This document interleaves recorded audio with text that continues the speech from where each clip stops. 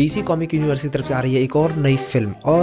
Film बोली तो एक पुरानी फिल्म यानी कि सुपरमैन के ऊपर जो उन्होंने एक नई फिल्म निकाली है जिसका नाम ही है सुपरमैन। और क्योंकि इससे पहले जो सुपरमैन था उसका नाम था मैन ऑफ स्टील, इसमें कि हमारे सुपरमैन की पावर ही उसका नाम पड़ गया था क्योंकि सुपरमैन को ही मैन ऑफ स्टील कहा जाता है। मतलब उसके अंदर इतनी ताकत थी और उसका शरीर इतना मजबूत था कि उसे बंदूक की गोली तक छेद नहीं पाती थी। लेकिन यहाँ पर इस सुपरमैन के साथ थोड़ा अलग ही हो रहा है, जहाँ तुम्हें इस टीजर के स्टार्टिंग में ही दिखाया जाएगा कि सुपरमैन घायल है, जख्मी और बहुत दूर से आके बर्फीले इलाकों पर गिरा है, बर्फीले इलाके में गिरा है और जिससे उसे चोट लगी है और उसके शरीर से खून निकल रहा है। जहाँ अब तक हमने सुपरमैन को कभी भी घायल नहीं देखा था, इतना ज़्यादा तो नहीं देखा था, जिसमें कि हमारे सुपरमैन का खून ही निकल गया होगा या फिर चोट लगी हो और चोट के निशान हो खासकर चेहरे पे। लेकिन जो भी हो, हमारे सुपरमैन की पावर को हम जानते हैं और जो कि हमें शुरू से दिखाया गया है कि मैन ऑफ स्टील कितना पावरफुल था और कितना पावरफुल है। लेकिन जो ये नया सुपरमैन आया है तो इसमें हमारे सुपरमैन को थोड़ा सा कमज़ोर दिखाया गया है। हाँ, क्योंकि सुपरमैन है, मैन ऑफ स्टील है और उसके अंदर इतनी पावर है कि वो दुनिया की किसी भी चीज़ को डिस्ट्रॉय कर सकता है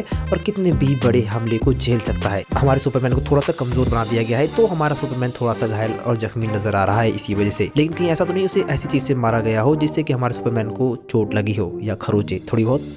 ज़्यादा ही है। लेकिन इसके साथ तुम्हें टीजर में दिखाया जाता है कि हमारे सुपर हीरो के पास उसका अपना पर्सनल पेट है जिसका नाम है क्रिप्टो। और मुझे लगता है कि शायद ये सुपर पेट है, सुपर डॉग, क्योंकि जैसे सुपरमैन है उसी वैसे ही पावर हमारे सुपर पेट के पास, सुपर डॉग के पास लग रही है। तो ये क्रिप्टो है, ये हमारा सुपर हीरो का यानी सुपरमैन का पेट है, मतलब पालतू है, क्योंकि हमारे सुपरमैन का काफ़ी बड़ा सहयोग निभाने वाला है फिल्म में, वो हमें देख के नजर आता है स्टार्टिंग से। लेकिन उसके अलावा तो मैं टीजर की बात करूँ उससे पहले मैं तुम्हें बता दूँ मैंने डीसी यूनिवर्स की काफ़ी सारी फिल्में नहीं देखी है, मतलब जितनी फिल्में उनकी आई है मैंने कुछ गिनी चुनी फिल्में देखी है जिनमें कि एक्वामैन 1 और 2 शायद इतनी ही है ना, और जस्टिस लीग और मैन ऑफ स्टील, ऐसे कुछ ही गिनी चुनी फिल्में मैंने देखी है जो मुझे पसंद आई थी और जो प्रेस के बीच चली थी और इसी वजह से मेरे तक भी पहुंची। तो मैंने वो फिल्मों को देखा और मुझे पसंद आया, तो इसी बेस पर हम इस सुपरमैन फिल्म के ऊपर बात कर रहे हैं। बाकी टीजर की बात करो तो टीजर मुझे काफ़ी पसंद आया। बाकी जहाँ पर सुपरमैन के सारी कारनामों को दिखाया जा रहा है, शायद उसे एक लीका छोटा मोटा सुपर हीरो की तरह दिखाया जा रहा है, जहाँ पर वो बच्चों को बचा रहा है, कुछ लोगों को बचाते हुए नजर आता है। उसके अलावा वो एक देश को बचा रहा है, जहाँ हमें कुछ लोग दिखाई देते हैं, जहाँ पर एक छोटा सा बच्चा किसी झंडे को खड़ा कर रहा है और हमारे सुपरमैन का नाम लेके उसे पुकार रहा है। बाकी सुपरमैन के नारे हमारे बैकग्राउंड के म्यूजिक में लगे रहते हैं, जो काफ़ी कमाल का नजर आता है। इसके अलावा तुम्हें टीजर में काफ़ी चीज़ें पसंद भी आएगी और काफ़ी चीज़ें थोड़ी बहुत अजीब सी भी लगेगी, जैसे कि हमारे विलन के पास ये अंगूठी वाला जादू होना, ये जो ग्रीन कलर का मैजिक छोड़ता है, तो ये मैजिक अंगूठी से आ रहा है, थोड़ा ही अजीब सा लगता है, काफ़ी पुराना ओल्ड सा महसूस होता है। लेकिन फिर भी हाँ, ये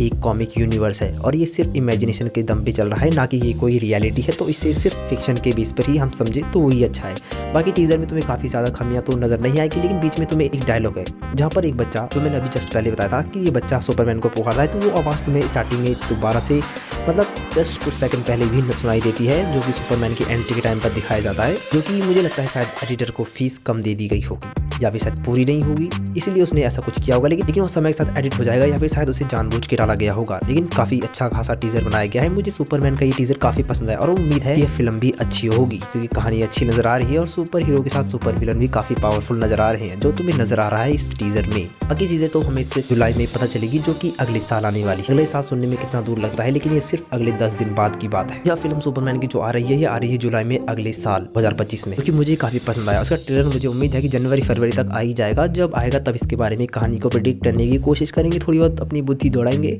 लेकिन तब तक बने रहते हैं हमारे चैनल पर, आप भी बने रहिए।